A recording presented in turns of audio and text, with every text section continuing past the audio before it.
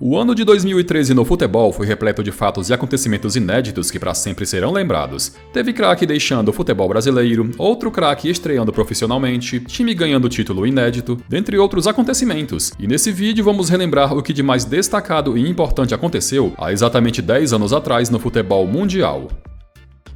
Vamos começar falando sobre os campeões dos principais estaduais do Brasil em 2013. E no Rio de Janeiro, o grande campeão foi o Botafogo de Seedorf, que vencendo tanto a Taça Guanabara quanto a Taça Rio, primeiro e segundo turno, foi campeão direto sem a necessidade de jogar as finais. Em São Paulo, o campeão foi o Corinthians, que superou o Santos na final, com placar agregado terminando 3-2. No Rio Grande do Sul, a mesma situação do Rio de Janeiro, com o Internacional vencendo os dois turnos e sendo campeão direto sem a necessidade de disputar as finais. E em Minas Gerais, o campeão foi o Atlético Mineiro, que na decisão superou o Cruzeiro, com placar agregado ficando 4-2. A Copa do Nordeste em 2013 voltou de vez para o calendário dos clubes e naquela edição os dois finalistas foram o Campinense e o Asa de Alagoas, com os paraibanos ficando com o título ao vencer os dois jogos das finais.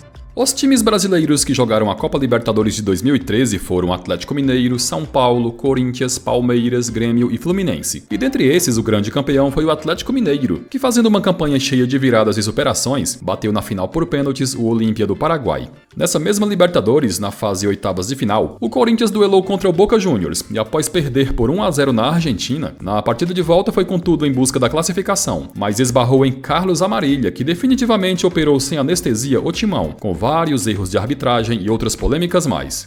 O Corinthians, campeão da Libertadores de 2012, e o São Paulo, campeão da Copa Sul-Americana de 2012, fizeram a final da Recopa Sul-Americana de 2013. E o grande campeão foi o Corinthians, que vencendo tanto na ida no Morumbi quanto na volta no Pacaembu, abocanhou mais um título internacional. O São Paulo também em 2013 disputou a final da Copa Suruga Bank contra o campeão da Copa da Liga Japonesa, sendo ele o Kashima Antlers, e perdendo por 3-2 acumulou mais um vice na temporada. Aproveitando que ainda estava viajando, o São Paulo foi convidado a disputar a Copa Audi na Alemanha, que contou com clubes como Manchester City, Milan e o anfitrião Bayern de Munique, responsável por eliminar o tricolor nas semifinais. E ainda deu tempo de disputar a Copa Eusébio em Portugal contra o anfitrião Benfica, e dessa vez o São Paulo foi campeão após vencer as Águias de Jorge Jesus por 2-0.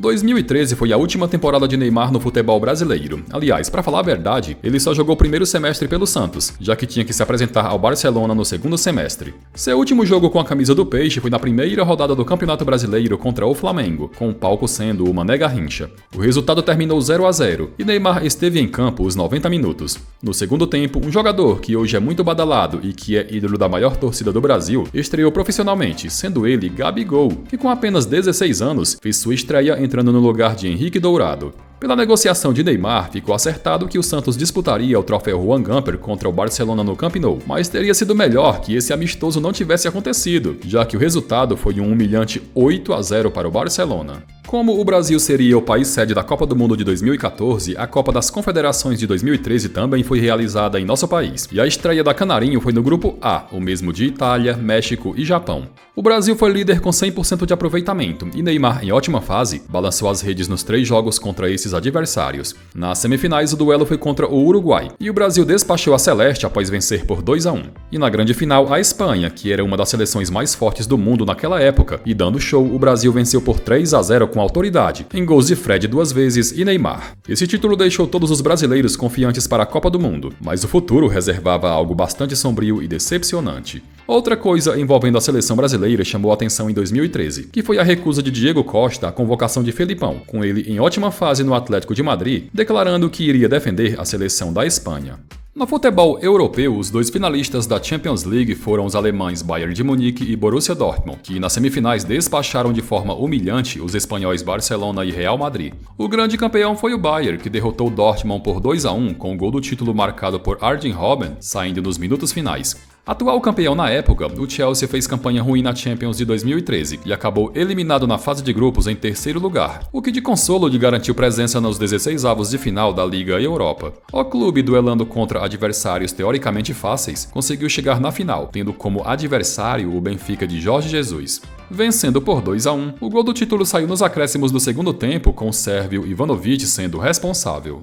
Em setembro de 2013, o mundo do futebol foi pego de surpresa pela quantia recorde que o Real Madrid pagou ao Tottenham para contar com o futebol do galês Gareth Bale. Até 2013, o jogador mais caro da história era Cristiano Ronaldo, que em 2009 deixou Manchester United e foi para o Real Madrid pelo valor de 94 milhões de euros. Os valores desembolsados por Bale foram cerca de 100 milhões de euros, valor recorde e assustador na época. Cristiano Ronaldo foi eleito o Bola de Ouro e melhor jogador do mundo em 2013, desbancando Lionel Messi e Franck Ribéry, na visão de muitos, o verdadeiro Bola de Ouro naquele ano, muito em função pelas conquistas coletivas no Bayern e também por estar em ótima fase. No Golden Boy, premiação que elege o melhor jogador sub-21 do mundo, o grande vencedor em 2013 foi o volante da Juventus Paul Pogba, que desbancou o atacante Lukaku na época no Everton, e o meio-campo Julian Draxler, na época defendendo o Schalke 04. A Copa do Brasil entre 2001 e 2012 não contava com a presença dos clubes que jogavam a Copa Libertadores, e a partir de 2013, a CBF resolveu valorizar mais a competição e passou a incluir novamente esses clubes, que começaram a estrear de cara em fases mais adiantadas. O campeão dessa reformulada Copa do Brasil, que também teve mudança em seu troféu, foi o Flamengo, que desacreditado foi avançando fase por fase e na grande final bateu o Atlético Paranaense. No Campeonato Brasileiro, o campeão foi o Cruzeiro, que numa campanha bastante segura e regular, terminou com 11 pontos de vantagem em relação ao vice-campeão, o Grêmio. Esse Brasileirão, inclusive, foi cheio de polêmicas, com Fluminense e Vasco terminando rebaixados na última rodada, mas como a Portuguesa acabou escalando o jogador irregular, acabou perdendo 4 pontos e isso acabou que beneficiando o Fluminense, que se livrou do descenso. Quem também perdeu 4 pontos por escalação irregular foi o Flamengo, que terminou uma posição acima da zona de rebaixamento. O Palmeiras, hoje um dos melhores times do Brasil e do continente, em 2013 estava disputando a Série B pela segunda vez em sua história e fazendo uma bela campanha foi campeão, e quem lhe fez companhia no acesso foram a Chapecoense, o Sport e o Figueirense. Na Série C, os dois finalistas foram o Sampaio Corrêa e o Santa Cruz, e foi o time pernambucano o grande campeão. Naquela mesma Série C, um dos clubes participantes foi o Fortaleza, que diferente dos tempos atuais, que vem sendo a sensação do futebol brasileiro com presença em final continental e tudo mais, não conseguiu sequer disputar as fases finais que definiriam os clubes promovidos. Além de Santa Cruz e Sampaio Corrêa, os outros promovidos foram Luverdense e Vila Nova. Na Série D, o grande campeão foi o Botafogo da Paraíba, que na grande final levou a melhor sobre o Juventude. Os outros dois promovidos para a Série C foram o Salgueiro de Pernambuco e o Tupi de Minas Gerais. A Ponte Preta foi um dos clubes rebaixados na Série A de 2013, mas paralelamente a essa má campanha no Nacional, o clube foi avançando na Copa Sul-Americana, conseguindo de forma surpreendente chegar na final. O adversário foi o Lanús, com o primeiro jogo em São Paulo terminando empatado em 1-1, mas no da volta na Argentina, o Lanús, mais experiente, foi o grande campeão ao vencer por 2-0. Após ganhar a Libertadores, o Atlético Mineiro ficou o segundo semestre se preparando para a disputa do Mundial de Clubes, onde o grande objetivo era pelo menos chegar na final e duelar contra o Bayern de Munique. Entretanto, já nas semifinais, o clube acabou surpreendido pelo representante do país sede Raja Casablanca e caiu precocemente ao perder de 3-1. Na disputa pelo terceiro lugar, o Galo bateu o campeão asiático Guangzhou Evergrande da China por 3-2 e ficou com a medalha de bronze. Bom, na final do Mundial, o Bayern, sem maiores problemas, foi campeão ao vencer o Raja Casablanca por 2-0. O hoje técnico da seleção e do Fluminense, Fernando Diniz, em 2013 estava trabalhando no modesto Audax de São Paulo, que na época disputava divisões de acesso do Paulistão. Grandes jogadores resolveram se aposentar do futebol em 2013, e dentre os principais podemos citar David Beckham, Alessandro, Maicon Owen, Paul Scholes, Fábio Costa e o lendário treinador Alex Ferguson.